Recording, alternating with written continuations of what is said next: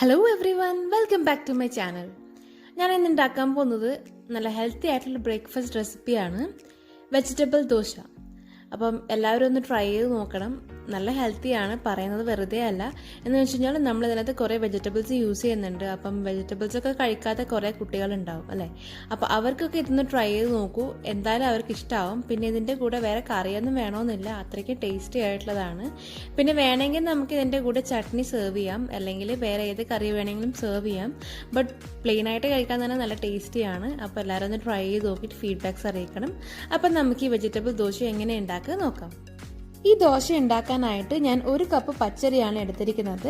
അത് രാവിലെ എണീച്ചതിന് ശേഷം 2 മണിക്കൂറൊന്ന് കുതിർത്ത് വെക്കാം. ഈ അരി ഞാനൊരു വേറൊരു മിക്സി ജാറിൽ ആഡ് ചെയ്ത് കൊടുത്തിട്ടുണ്ട്. ഇനി ഇതിലേക്ക് 1/2 കപ്പ് വെള്ളവും കൂടി ചേർത്ത് നല്ലോണം അരച്ചെടുക്കാം. അരി ഇപ്പം നല്ലോണം നൈസായിട്ട് അരച്ചെടുത്തിട്ടുണ്ട്. ഇനി ഇതിലേക്ക് ഒരു വലിയ പൊട്ടറ്റോ നല്ലോണം കുക്ക് ചെയ്തെടുത്തതാണ്, അതൊന്ന് സ്മാഷ് ചെയ്തതിന് ശേഷം ഇതിലേക്ക് ചേർത്ത് കൊടുക്കാം. ഇനി ഈ പൊട്ടറ്റോയും റൈസും കൂടി നല്ലോണം അരച്ചെടുക്കാം. ഈ റൈസിന്റെ ബാറ്റർ ഇനി നമുക്ക് വേറെ ഒരു മിക്സിംഗ് ബൗളിലേക്ക് ചേർത്ത് കൊടുക്കാം.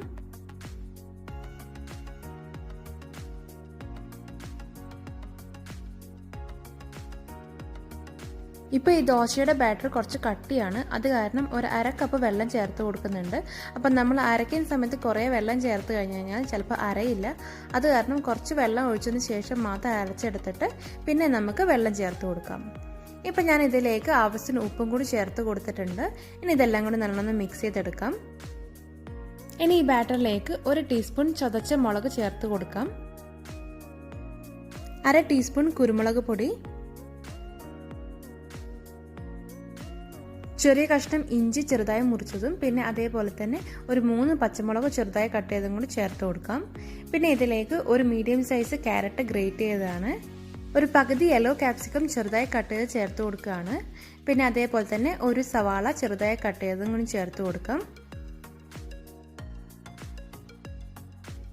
ഒരു തക്കാളി ചെറുതായി കട്ട് ചെയ്ത്, പിന്നെ കുറച്ച് മല്ലിയിലയും കുറച്ച് കറിവേപ്പിലയും ചെറുതായി കട്ട് ചെയ്തും കൂടി ചേർത്ത് കൊടുക്കാം. ഇനി ഇതിലേക്ക് 1/4 ടീസ്പൂൺ ബേക്കിംഗ് സോഡ, 1 ടീസ്പൂൺ ചെറിയ ജീരകം കൂടി ചേർത്ത് കൊടുക്കാം.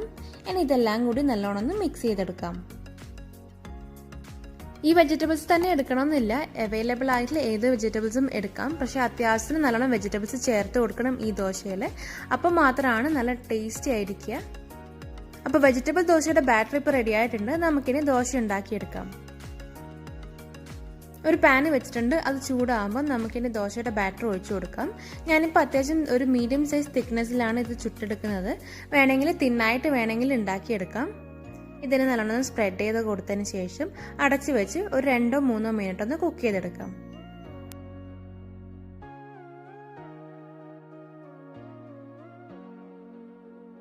ഈ ദോശ ഇപ്പോൾ കുക്കായിട്ടുണ്ട്. നമുക്കിതിനെ ഒന്ന് മറിച്ചിട്ട് കൊടുക്കാം.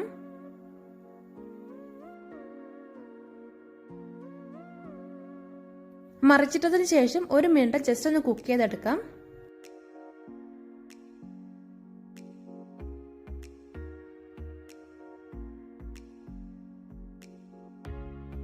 ഇപ്പോൾ ദോശ ഇപ്പോൾ 2 സൈഡും നല്ലോണം കുക്കായിട്ടുണ്ട്. ഹെൽത്തി ആൻഡ് ടേസ്റ്റി ആയിട്ടുള്ള വെജിറ്റബിൾ ദോശ ഇപ്പോൾ റെഡി ആയിട്ടുണ്ട്.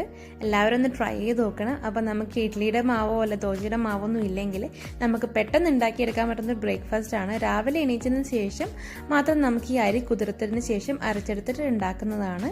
അപ്പം എല്ലാവരും ഒന്ന് ഫീഡ്ബാക്ക്സ് അറിയിക്കണം. പിന്നെ എപ്പോഴും പറയുന്ന പോലെ ആദ്യമായിട്ട് ആരെങ്കിലും എൻ്റെ ചാനൽ കാണുവാണെങ്കിൽ ലൈക്ക് ചെയ്യാനും കമൻറ്റ് ചെയ്യാനും ഷെയർ ചെയ്യാനും സബ്സ്ക്രൈബ് ചെയ്യാനും മറക്കരുത്.